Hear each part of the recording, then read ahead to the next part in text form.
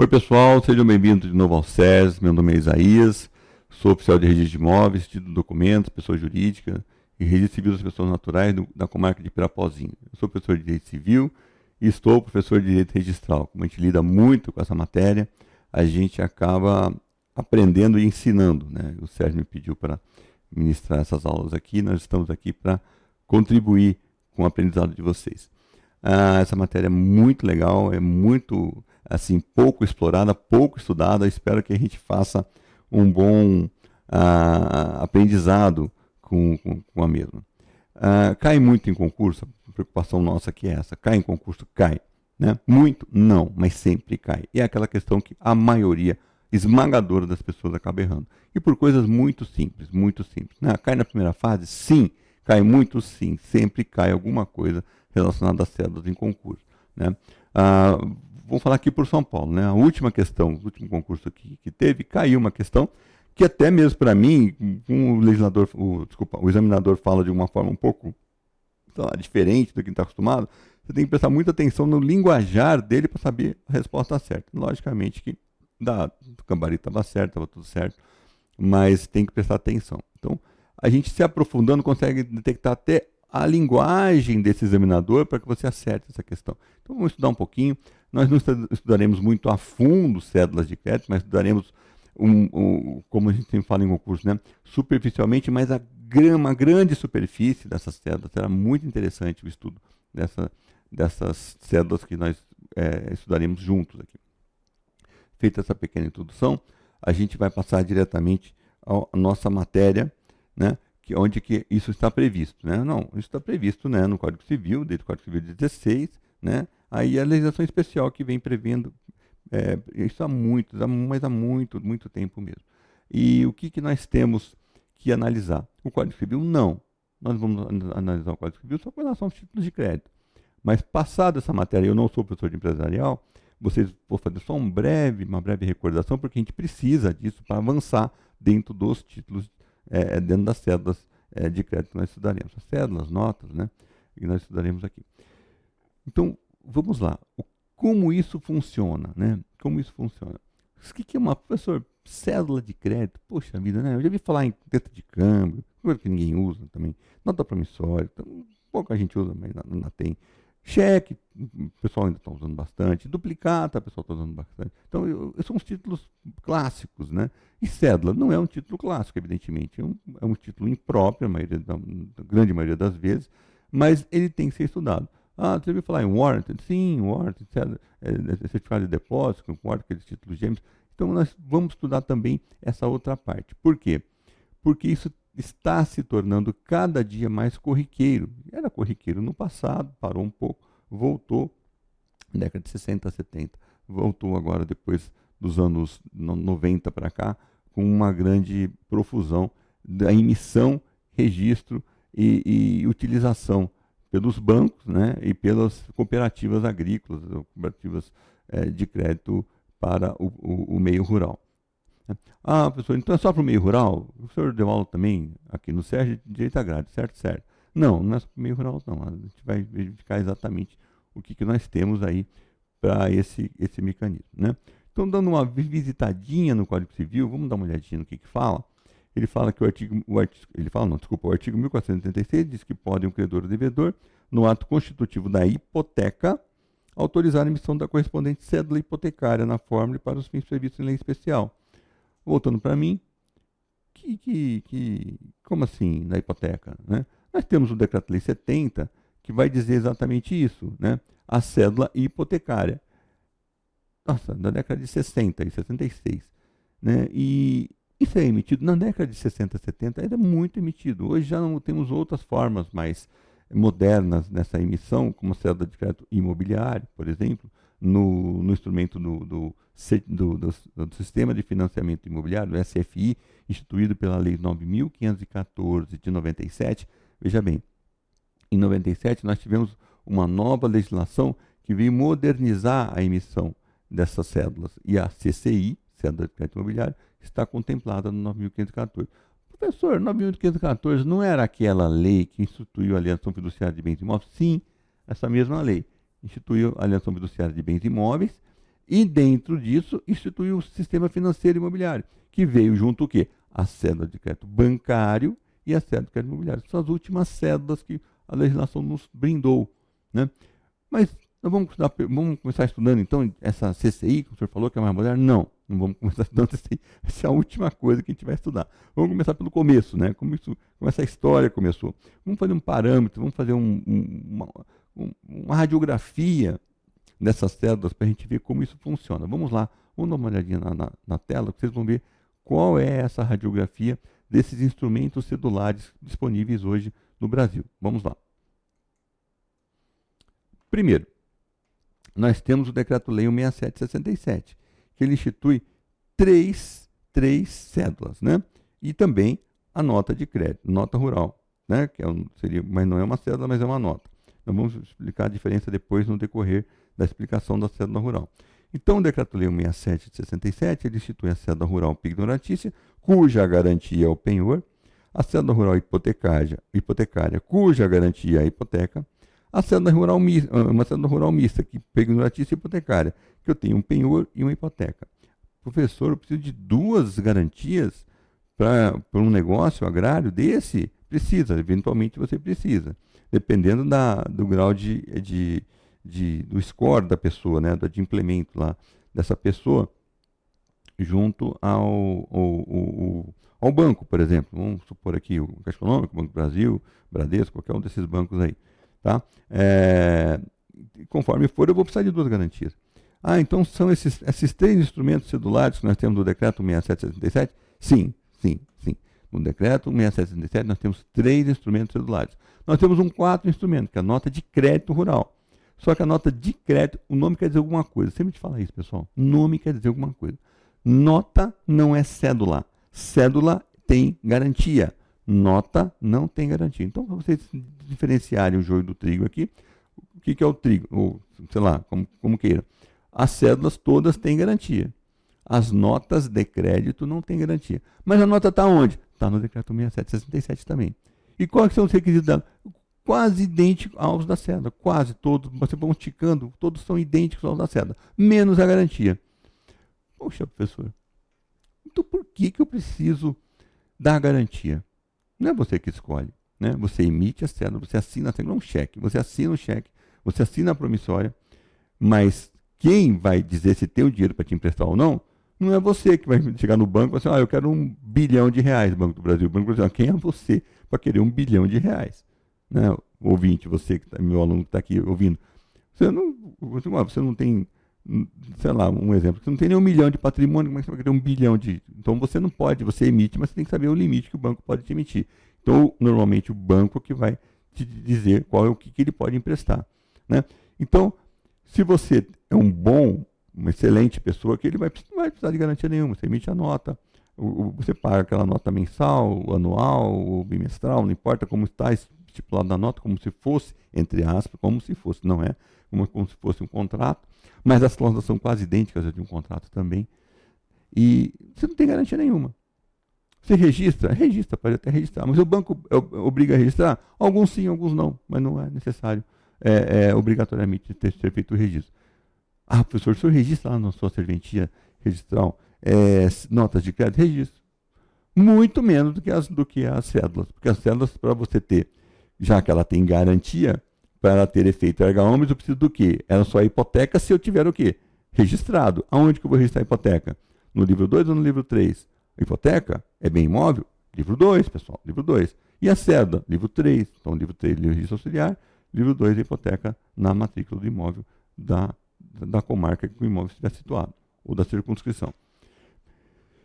Feito esse brevíssimo apanhado, veja bem, a gente já tem outros instrumentos cedulares. Vamos dar uma olhadinha aqui, ó. Não é só o Decreto-Lei 167/67, nós temos alguns outros instrumentos cedulares, como, por exemplo, a CCI, Cédula de Crédito Industrial. O pessoal confunde também, o pessoal chama, e às vezes eu recebo pergunta, professor, mas CCI não é Cédula de Crédito Imobiliário?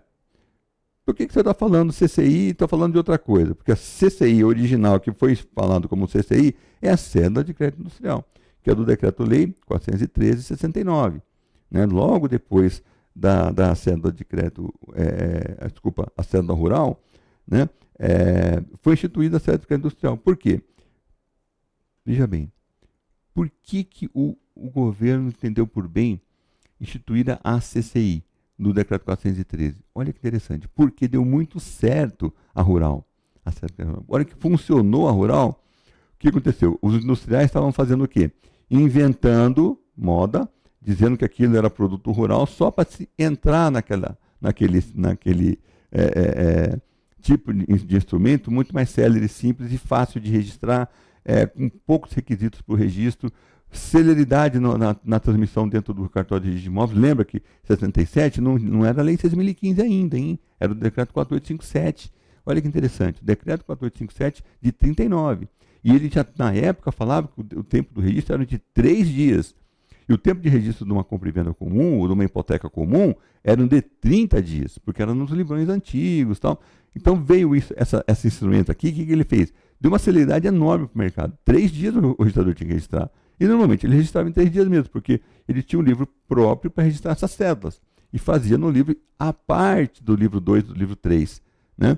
O livro 2, que era a hipoteca, da época do decreto, tá? Pelo amor de Deus. Na época do decreto, o livro 2 era a hipoteca, o livro 3 era a transcrição das transmissões. Ali que o livro 3 seria o nosso atual livro 2 das matrículas.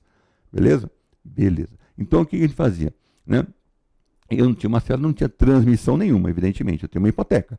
Então, eu ia para o livro 2 da hipoteca, fazia ali a inscrição, não era registro, na época eu falava inscrição da hipoteca, né? E fazia no livro específico das cédulas, livro 8, eu acho, se não me engano, desculpa, dá uma olhadinha no decreto 4857, e fazia ali a inscrição na cédula. Desculpa, ali sim o registro da cédula. Então, fazia 2 registros na época. O da garantia, que é a cédula hipotecária, e o da cédula, que era no livro próprio do decreto 4857. Hoje, na 6.015, mudaram os números dos livros, evidentemente. Vocês sabem disso, estão estudando, vocês estão sabendo disso. O livro 2 é das matrículas, é o livro dos imóveis, específico dos imóveis, e o livro 3 é o registro auxiliar. O registro auxiliar, ele pega o resto que não é imóvel. Por exemplo, o registro das cédulas, o pacto antinupcial, etc. Né? Então, ele pega o registro, a maioria de todos que a gente tem na nossa serventia é pacto e cédula. Um bem de família, sei lá, quando vai aparecer para mim, eu não sei, né? Mas eventualmente pode. Mas pacto e cédula é o que mais tem, né? E cédula é 95% dos atos de registro. Estou com lá, quantos mil cédulas já registradas, já perdi as contas lá, umas 1.500 talvez, e umas, sei lá, nossa, bem mais de 95, uns 30, 40 pactos talvez, né? Nesses anos de serventia todo que eu estou lá, né? Que eu instalei a serventia, né? Esse ano são 10 anos da instalação da minha serventia em Pirapozinho, aqui no estado de São Paulo. Então, o que isso acontece? Como que acontece, desculpa? Você vai fazer um protocolo e a cédula tem uma garantia. Qual é a garantia? Ou é o penhor, ou é a hipoteca, ou é uma cédula mista com penhor e hipoteca. Se for um penhor, muito simples. Penhor é bem imóvel? Não, não é bem imóvel. O penhor é o que, professor? O penhor da safra é bem móvel. Professor, mas a cana está sobre o solo. Não, esquece isso. Penhor vai ser no livro 3. Por quê?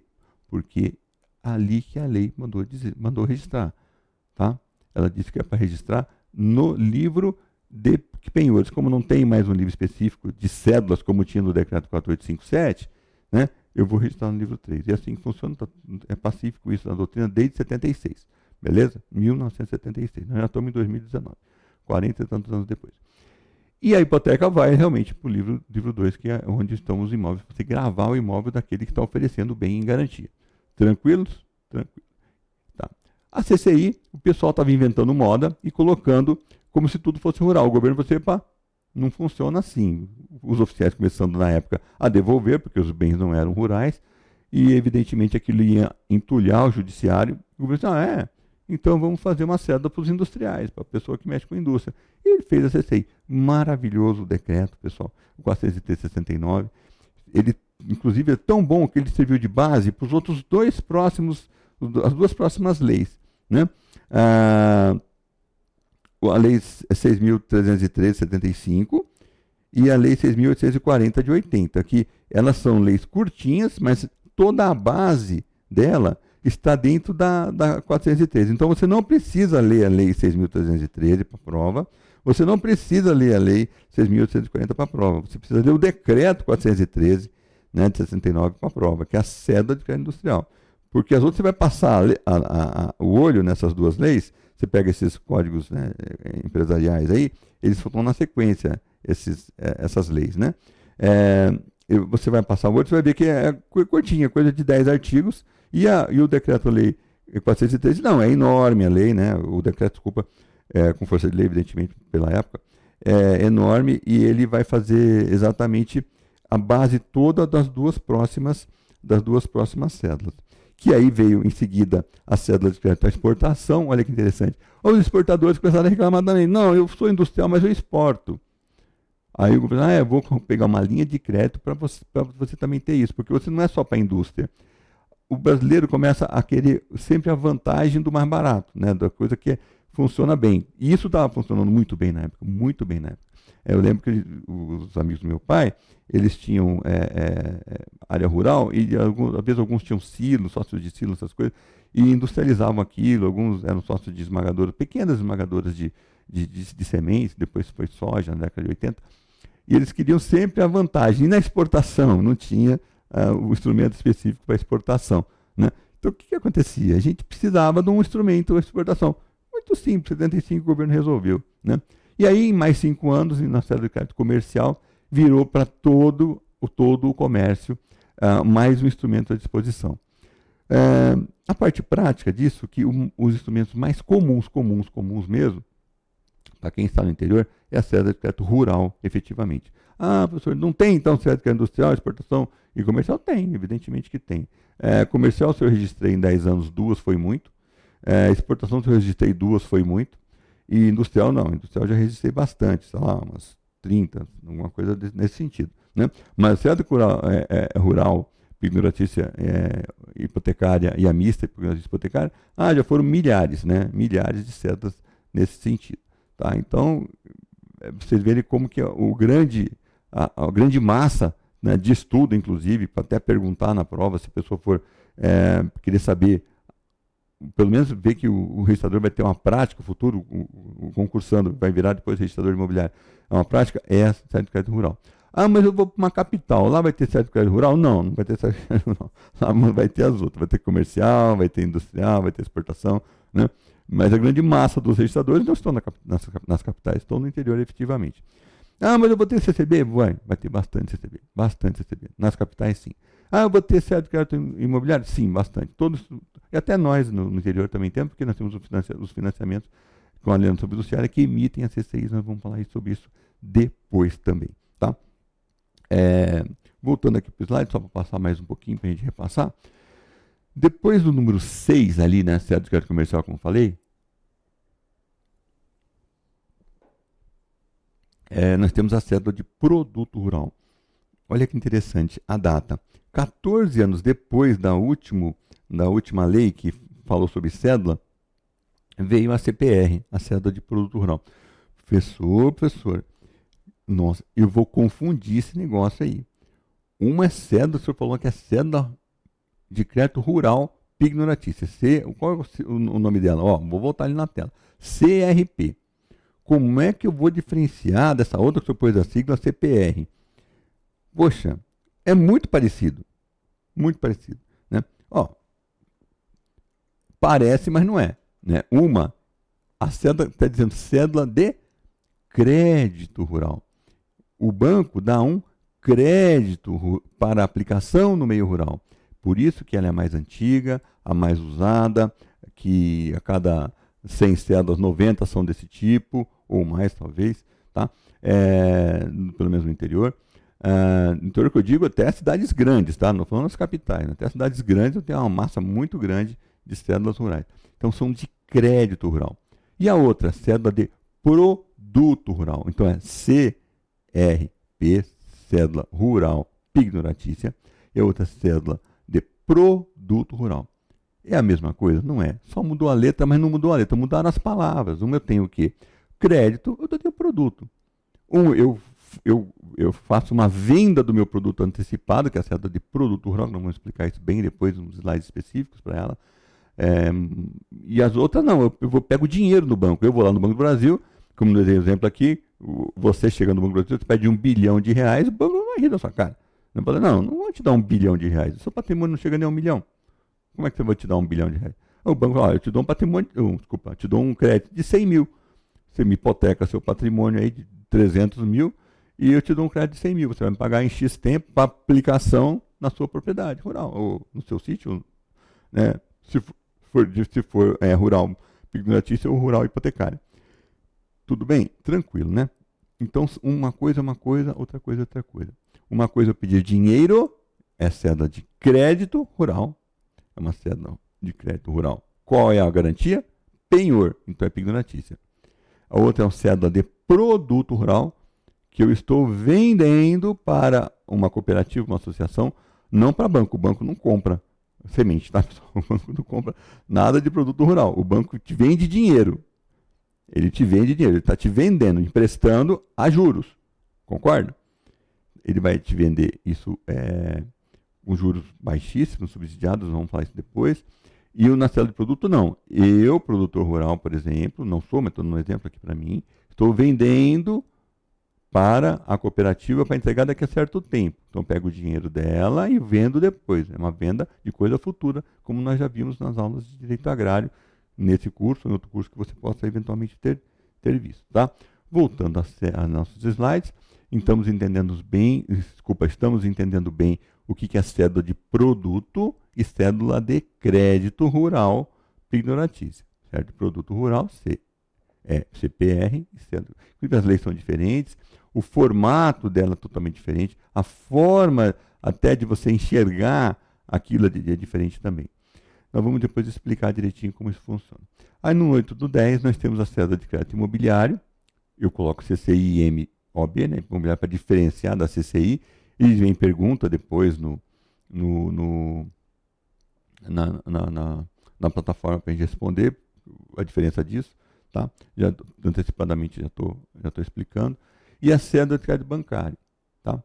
Professor, eu preciso registrar essas cédulas todas? Todas são registráveis, exceto a Lei 10.931 de 2004, 3 de agosto de 2004, não me recordo a data direito, mas 3, 6, uma coisa assim, tá? De agosto de 2004. Exceto essa data, exceto essa lei, que ela diz que a cédula de crédito bancário ela não é registrada. Ela é só emitida pela instituição financeira, bancária, né, o banco que emite, e é com recurso do próprio banco. E o banco cobra a taxa que ele quer lá. Né? E qual é a taxa que o banco cobra normalmente? Né? Uma taxa subsidiada, evidentemente, para que isso possa atingir o objetivo dos seus clientes. Poxa, então ela não tem registro, professor? Não vai entrar no cartório de registro de imóveis?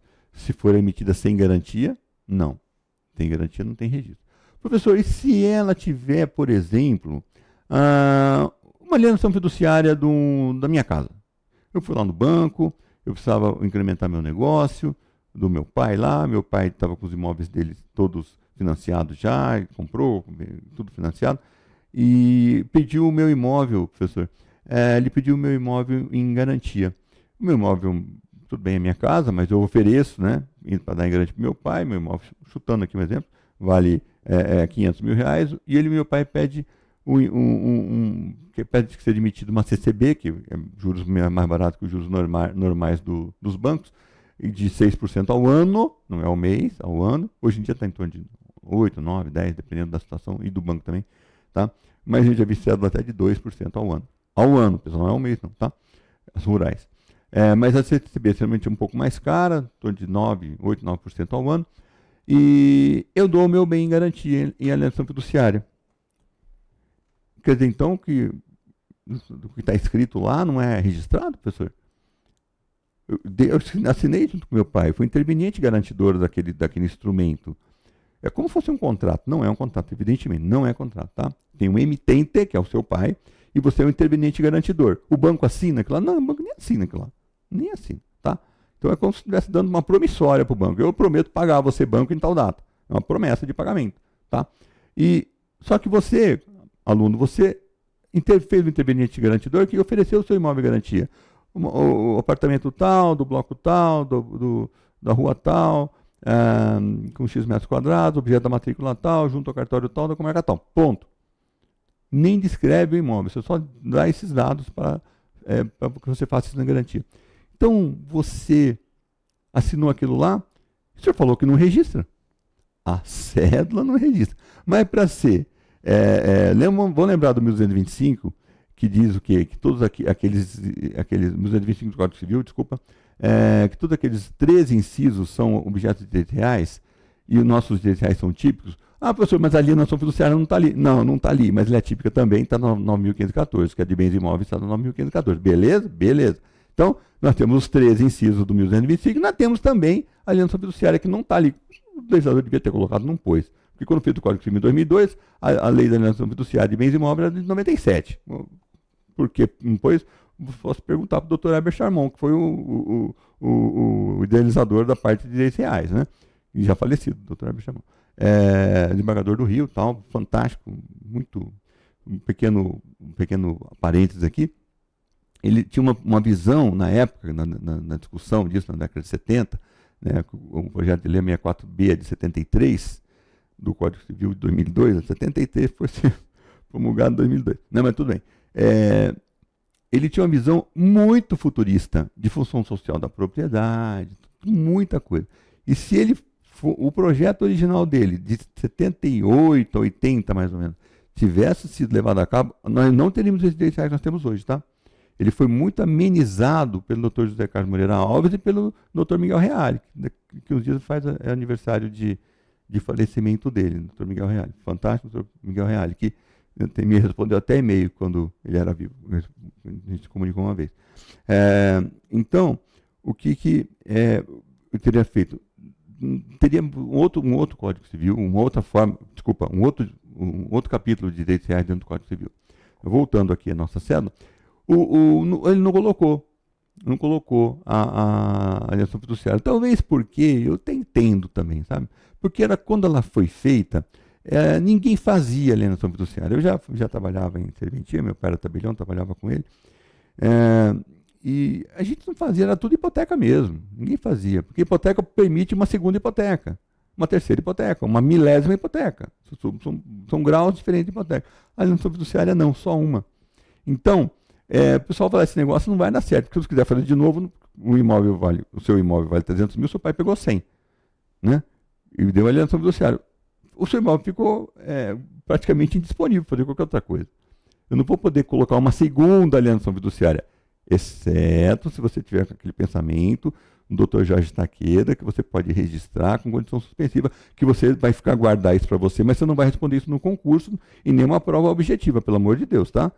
Você vai responder isso para o seu examinador na prova oral, que existe uma corrente que permite uma segunda alienação fiduciária com condição suspensiva, que não tem efeito nenhum, exceto quando liquidar a primeira. Mas ponto, esquece isso aí, tá? É uma coisa nova acontecendo hoje. Nós não vamos pensar muito nesse aspecto. Voltando ao seu caso, você deu para o seu pai e você vai registrar a sua cédula? Professor, o senhor acabou de falar que a cédula CCB não registra. Como é que eu vou registrar? Não, a CCB não registra, mas a garantia registra. O banco, para ter a alienação fiduciária, o que ele vai fazer? Meu filho, leva lá no cartório sua cédula e me registra, por favor. O banco nem sabe o que você está te mandando fazer, mas leva lá que eles sabem o que vocês vão fazer.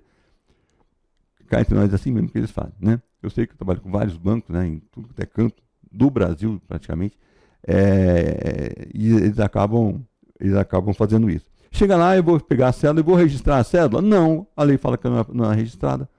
Vou fazer o quê? Eu vou registrar a garantia. A garantia, o seu imóvel está na minha comarca? É um apartamento que está lá, na comarca X, Y, na sua cidade? Ele vai registrar o quê? Alienação fiduciária, aonde? Alienação fiduciária no seu imóvel, tá? Beleza, pessoal? Essa foi uma parte introdutória. Depois a gente vai voltar daqui a pouquinho com o nosso segundo bloco sobre esse fantástico assunto que são as nossas queridas cédulas de crédito, as rurais, as industriais, a exportação comercial, a cédula de produto rural, a cédula de crédito bancário, a cédula de crédito imobiliário, tá? Então, daqui a pouquinho a gente volta falando sobre títulos de crédito para recordar, para a gente entrar efetivamente quente no assunto. Tá? Obrigado, até daqui a pouco.